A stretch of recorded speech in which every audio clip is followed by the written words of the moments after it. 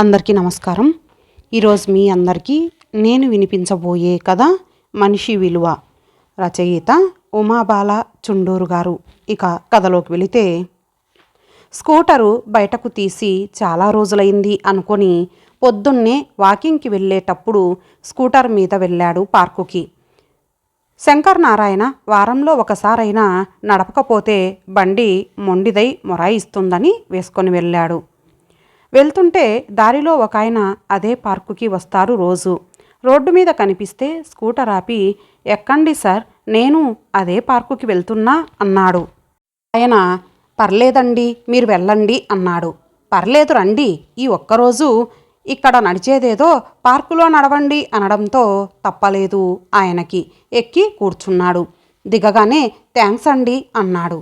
దానికి శంకరం, భలేవారే, నేను రోజు స్కూటర్ మీద రాను, అప్పుడప్పుడు వస్తాను అన్నాడు నవ్వుతూ. మీ పేరు అని అడిగాడు శంకరం. ఆయన అనంతమూర్తి అని చెప్పి షేక్ హ్యాండ్ ఇచ్చాడు. ఈయన కూడా తన పేరు చెప్పాడు. ఇద్దరు ఎవరి దారిన వాళ్ళు లోపలికి వెళ్ళిపోయారు. శంకరం ఎదురైన వాళ్ళందరికీ విష్ చేస్తూ నడుస్తున్నాడు. ఆయన దినచర్యే అంతా. ఇంటికి వెళ్తూ కూరగాయలు ఆకుకూరలు ఫ్రెష్గా ఉంటే కొనుక్కొని వెళ్తాడు. రిటైర్ అయినప్పటి నుండి ఇదే దినచర్య. ఒకరోజు సాయంత్రం గుడికి వెళ్తే అక్కడ కనిపించాడు అనంతమూర్తి. ఆయన ఇల్లు అక్కడికి దగ్గరేనట. రండి రండి అని బలవంతంగా తీసుకెళ్ళాడు. శంకరం కూడా సరే అని వెళ్ళాడు. ఫస్ట్ ఫ్లోర్లో మొదటి అంతస్తులో ఉంటున్నాడాయన. 2 బెడ్రూమ్ల అపార్ట్మెంటు నీట్గా ఉంది. కుర్చీలో కూర్చున్నాక మంచినీళ్లు తాగుతూ ఇంటిని పరిశీలించాడు శంకరం. ఎదురుగా ఒక స్త్రీమూర్తి ఫోటోకి దండ వేసి బొట్టు పెట్టి ఉంది. చూడగానే తెలిసిపోతోంది ఈ లోకంలో లేనట్టు. ఎవరెవరు ఉంటారు ఇంట్లో అని అడిగాడు శంకరం. నేనొక్కడినే, పిల్లలు యుఎస్లో ఉంటారు, ఇద్దరికీ పెళ్ళిళ్ళయ్యాయి, తను లేదు అని ఫోటో చూస్తూ చెప్పాడు అనంతమూర్తి. ఓ సారీ అని, వంట మీరేనా అని అడిగాడు శంకరం. లేదండి, కుక్ ఉంది, నాకు వంట రాదు, 2 పూటలా వచ్చి చేసిపోతుంది అని చెప్పాడు. కాఫీ కానీ టీ కానీ అని అడుగుతుండగానే, అబ్బే వద్దండి, భోజనం చెయ్యాలి కదా, ఇంకోసారి వస్తాను, వెళ్ళొస్తాను అంటూ లేచి, అవును, రేపు మీరు మా ఇంటికి లంచ్కి ఎందుకు రాకూడదు? రేపు ఆదివారం కూడా, ఇప్పుడు కూడా ఉద్యోగం లేకపోయినా ఆదివారం అంటే ఇష్టం పోలేదు అన్నాడు శంకరం నవ్వుతూ. మళ్ళీ ఆయనే, రేపు 12 గంటలకల్లా వచ్చేయండి, నాకు మీకు కూడా మార్పు ఉంటుంది అనేశాడు. అబ్బెబ్బే వద్దులేండి అని మొహమాట పడుతుంటే, రోజు వంటావిడ వంటే కదా, రేపు మా ఇంటి భోజనం చేయండి సార్, మీకోసం తెగ కష్టపడి తయారు చేయడమేమీ ఉండదు కదండి, రేపు ఫోన్ చేసి బయలుదేరండి, నేను మీకు ఎదురొచ్చి పికప్ చేసుకుంటా, మీరు వస్తున్నారంతే అని చెప్పేసి వెళ్ళిపోయాడు శంకరం. మరుసటి రోజు 12 గంటలకల్లా ఫోన్ చేశాడు. బయలుదేరారా అని. అనంతమూర్తి బయలుదేరాను అనగానే స్కూటర్ వేసుకొని ఆయన ఇంటి వైపుకు వెళ్ళి ఆయన్ని ఎక్కించుకొని తన ఇంటికి తీసుకొచ్చాడు. ఇండిపెండెంట్ ఇల్లు, చక్కగా మొక్క మొలకలతో పచ్చగా ఉంది ఆవరణ. ఇంకో పోర్షన్ అద్దెకిచ్చారట. మొదట్లో అసలు ఇక్కడ ఇల్లు లేవని, అడవిలా ఉండేదని, కాలక్రమేణా బాగా డెవలప్ అయ్యిందని చెప్పాడు. ఇంటికి రాగానే లోపలికి వెళ్ళి చల్లని మంచినీళ్లు తెచ్చిచ్చాడు. ఇల్లంతా చక్కగా నీట్గా సర్ది పొందికగా ఉంది. ఎంతైనా ఆడవాళ్ళు ఉండే ఇల్లే వేరు అనుకున్నాడు అనంతమూర్తి. ఇద్దరూ వాళ్ళు పనిచేసిన ఆఫీస్ వివరాలు, పెన్షన్, స్నేహితుల వివరాలు మాట్లాడుకున్నారు. మాటల్లో శంకరం కూడా చెప్పాడు తన పిల్లల సంగతి.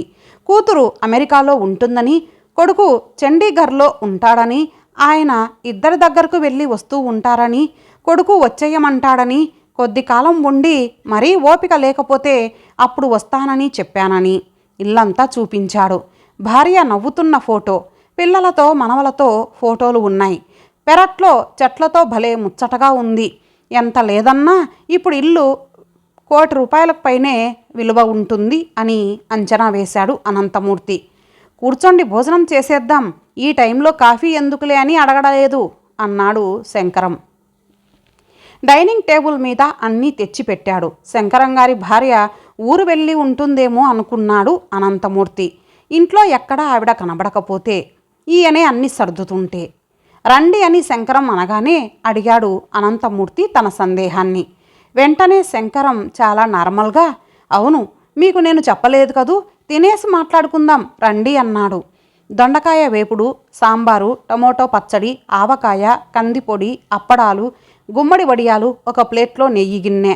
చాలా చేశారే అన్నాడు అనంతమూర్తి. చేసినవి మూడేనండి, మిగిలినవి చేసినవి కాదు కదా, ముందు తిని చెప్పండి నా వంట ఎలా ఉందో అన్నాడు శంకరం. అన్నీ చక్కగా రుచిగా పద్ధతిగా ఉన్నాయి. చివరిగా గడ్డ పెరుగుతో కానిచ్చి తృప్తిగా లేచారు. అన్నీ చకచకా సర్దేసి టేబుల్ తుడిచేసి వచ్చాడు శంకరం.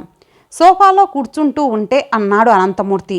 చాలా బాగా చేశారండి వంట, బాగానే నేర్చుకున్నారు అని అప్పుడు అన్నాడు శంకరం. నేను ఉద్యోగం చేసేటప్పుడు రాదండి వంట, టైం ఉండేది కాదు. సెలవు రోజుల్లో కూరలు మాత్రం కట్ చేసి ఇచ్చేవాడిని అంతే. రిటైర్ అయ్యాకే వంట నేర్చుకున్నాను. మొదట కూరలు కట్ చేసి ఇచ్చేవాణ్ణి, తర్వాత తను వేపుళ్ళు, సాంబారు, పప్పు చేయడం నేర్పించింది. అన్నట్టు మీ సందేహం తీర్చలేదు కదా నేను. నా భార్య అపర్ణ లేదు, 2 ఏళ్ళు అవుతోంది పోయి. నాకు ఆ మాట చెప్పడం ఇష్టం ఉండదు అస్సలు. తను నాతోనే ఉంది కదా అనిపిస్తుంది. చాలా వరకు ఎవరికీ తెలియకుండా జాగ్రత్త పడతాను. అందుకే ఇంట్లో కూడా అన్నీ సజీవంగా అనిపించే ఫోటోలే ఉంటాయి. కృత్రిమంగా ఫోటో కోసం నిలబడి ఉన్న ఫోటో పెట్టి దానికి ఒక పెద్ద దండేసి మొహాన పెద్ద కుంకుమ బొట్టు పెట్టి ఎందుకో ఆ వ్యవహారం నచ్చదు నాకు. నా భార్య లేదని అనుక్షణం గుర్తు చేసే కొన్ని పనులు నేను చేయను. పిచ్చి అనుకోండి, చాదస్తం అనుకోండి, నాది భ్రమ అని తెలుసు. కానీ ఆ భ్రమ నాకిష్టం. తనే మీకు కొన్ని వంటలన్నా రావాలి అని కసిరి కోప్పడి నేర్పించింది. చక్కటి కాఫీ, టీ పెట్టుకోవడం కూడా ముందు ముందు నాకు ఆ అవసరం వస్తుందని తనకు తెలుసేమో అనిపిస్తుంది నాకు. నేను ప్రతి సంవత్సరం తను పోయిన రోజు కూడా చాలా సింపుల్గా ఒక 10 మంది పేద పిల్లలకి హోటల్లో వాళ్ళు ఇష్టపడే ఫుడ్ తినిపించి, మంచి మల్టీప్లెక్స్లో సినిమాకి తీసుకెళ్ళి వాళ్ళకి ఇష్టమైన ఐస్ క్రీమ్ తినిపించి తీసుకొస్తాను. వాళ్ళంతా మెకానిక్ షెడ్లో పనిచేసేవాళ్ళు, ఆ పిల్లల స్నేహితులు అంతే. మా పిల్లలు వంట మనిషిని పెట్టుకోనన్నా అంటారు, కానీ నేనే వద్దన్నాను. నాకు టైంపాస్ అవుతుంది కదా. నేను పిల్లల దగ్గరికి వెళ్ళినప్పుడు కూడా అప్పుడప్పుడు వాళ్ళకి వండి పెడతా.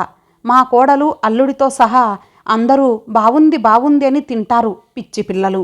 ఈ ఊర్లో మా కోడలి తల్లిదండ్రులు ఉంటారు, వాళ్ళు నన్ను వదలరు. ఆవిడైతే ఆవకాయ, మాగాయలు పెట్టి నాకు పంపుతుంది.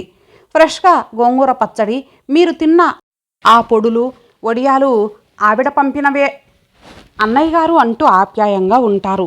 నా అదృష్టం, నాకు అందరూ మంచివాళ్ళు, స్నేహపాత్రులు దొరుకుతారు. అందులో మీరు ఒకరు అన్నారు నవ్వుతూ. లోకల్గా ఆఫీస్ ఫ్రెండ్స్ కూడా చాలామంది ఉన్నారు. అప్పుడప్పుడు కలుస్తూ ఉంటాం. కొంతమందిని అప్పుడప్పుడు భోజనానికి పిలుస్తాను. అది నా సరదా. నా స్నేహితులు కూడా ఏవో ఐటమ్స్ కొన్ని చేసి తీసుకొని వస్తారు. అందరం కలిసి తింటాం. పుస్తకాలు, సోషల్ మీడియా, కాలక్షేపం. పిల్లల దగ్గరికి వెళ్ళి వస్తూ ఉంటాను. సంవత్సరంలో ఒక 8 నెలలు పిల్లల దగ్గరే ఉంటాను. ఒక 4 నెలలు ఇక్కడ ఉంటాను. అది నా జీవితం అన్నాడు నవ్వుతూ.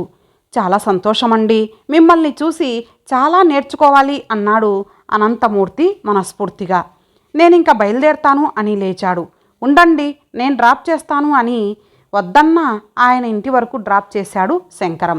అనంతమూర్తి తాళం తీసుకొని లోపలికి వెళ్ళి చెప్పులు వదిలి సోఫాలో నిస్త్రాణగా కూర్చున్నాడు. ఆయనకి చాలా గిల్టీగా ఉంది. ఒక్కసారి తన భార్య గాయత్రి గుర్తొచ్చింది.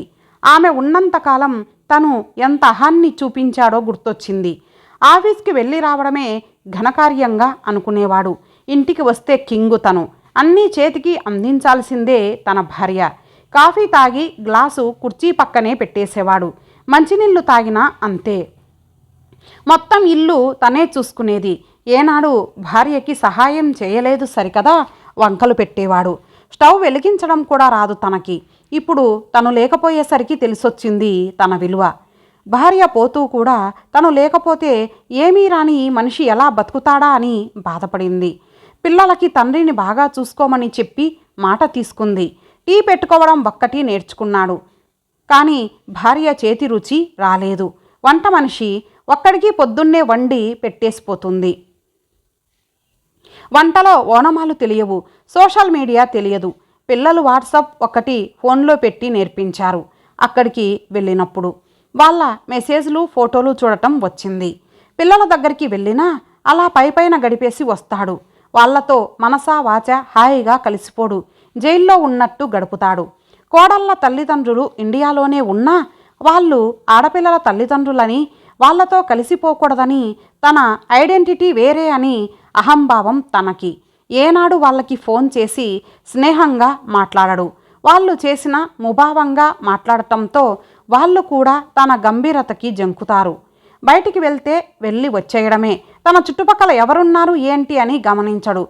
మనుషుల్లో కలిసిపోవడం తెలీదు. స్నేహితులు లేరు.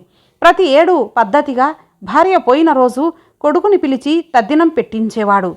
కొడుక్కి ప్రతి ఏడు వీలు కాకపోవడంతో ఒకచోట డబ్బులు కట్టి వాళ్లతో ఈ శ్రాద్ధ కర్మలు చేయిస్తున్నాడు.